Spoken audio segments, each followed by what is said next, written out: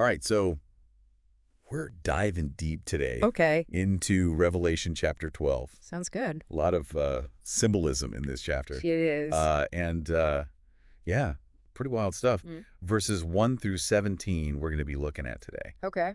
I've always kind of wondered why this chapter is considered like a hopeful chapter in Revelation. Oh, interesting. Because you got a woman clothed with the sun, a dragon with like 7 heads, and there's a war. Right. There's a lot of Predator. imagery that seems kind of scary at first. Yeah, very apocalyptic. Mm-hmm.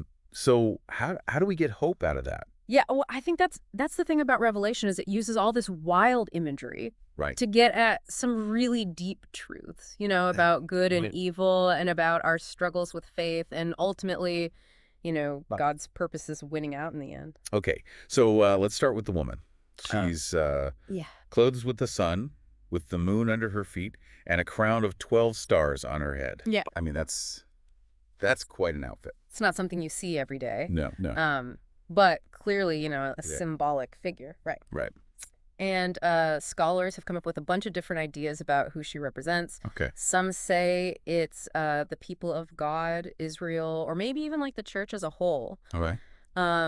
But the imagery, with the sun and the moon and the stars, it definitely says something about her being important, honored, Right. and protected by God.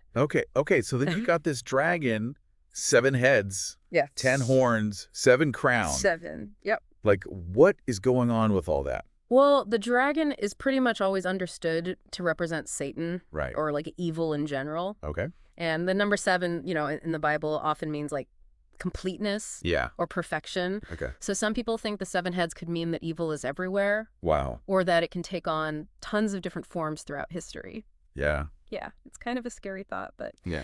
it makes sense when you see what the dragon's trying to do. Yeah, because he's trying to eat the woman's child, Exactly. which a lot of people think is Jesus. Yeah, a messianic figure, right? Possibly Jesus. Yeah, right.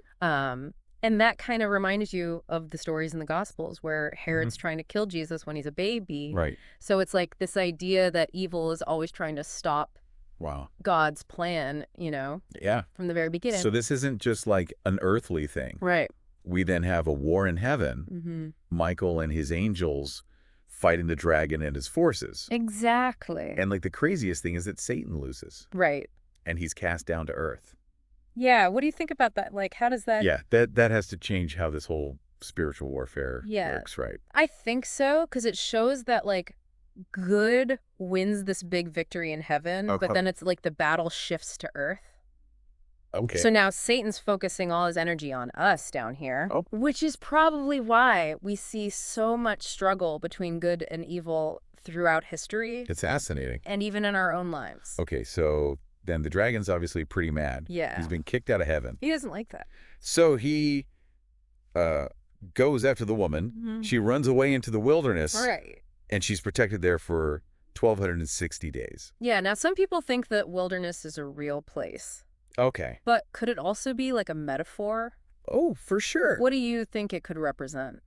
Well, I mean, like, you think about the wilderness in the Bible, it's always like a place of testing. Right. Hard Or training. being hidden away, right? Exactly. Or persecution even. Yeah, but it's also where people are, like, taken care of by God. Yeah, provided for. Or their faith grows. Refined. Yeah. Yeah, I think that resonates with a lot of people of faith, Sure. When you go through tough times, you realize how much you need God. Totally. And that's when your faith can really deepen. So the dragon doesn't just, like, give up, right? No. He sends a flood to try and sweep her away. Yeah. Like, what do you think that symbolizes? I mean, it could be all those things that try to overwhelm us in life. Okay. Like doubts or fears or temptations or even just like the pressures of the world. Right, yeah? But then notice how the earth opens up and swallows the flood. Yeah, that's interesting. That's God stepping in to protect his people. Okay. Maybe not always in the way we expect. Right, okay. But he's always there. So then the dragon changes tactics. Right. He goes after the woman's offspring, those who keep the commandments of God and have the testimony of Jesus. Yes. So it's not just about one person anymore. Right. It's about everyone who follows Jesus. So, like, what does that tell us about being a follower of Christ? It says that it's not always going to be easy. Right. When you stand up for what you believe in, Yeah. you're going to face opposition, especially if the people around you don't share your faith. Right. So, yeah, you got to be strong. And that brings us to the remnant. Yes. The people who stay faithful even when it's hard. Like those who are left behind after a battle. Yeah, exactly. But they're still standing. Yeah, and it's interesting because, I've definitely had times where I've felt like you're part of a small group. Yeah, I'm the only one who believes this way. That's hard, but Yeah. I think a lot of us can relate to that feeling, like you're swimming upstream. Yeah. But this chapter reminds us that we're not alone. Yeah. There have always been people who have stayed true to God, Right. even when it was tough. Right. And we're part of that story, too. Wow. Yeah, that's powerful. Mm-hmm. So, the chapter ends with the dragon waging war against the remnant. Right. But there's this sense the ultimate victory is going to be God's. Right. Even with all this scary imagery, Okay. it points to a future where good wins. So, for our listeners out there, when you look at Revelation 12, what do you think is, the most important thing?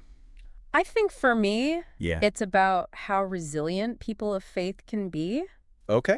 We face all kinds of challenges. Yeah. But our faith can help us get through them. And find hope in the midst of all that, right? Absolutely. Well, thanks for joining us for this deep dive into Revelation 12. Yeah, it's been fun. Yeah, definitely some definitely a lot to think about. Food for thought. Mm-hmm. Hope you enjoyed it, and we'll see you next time. See you later.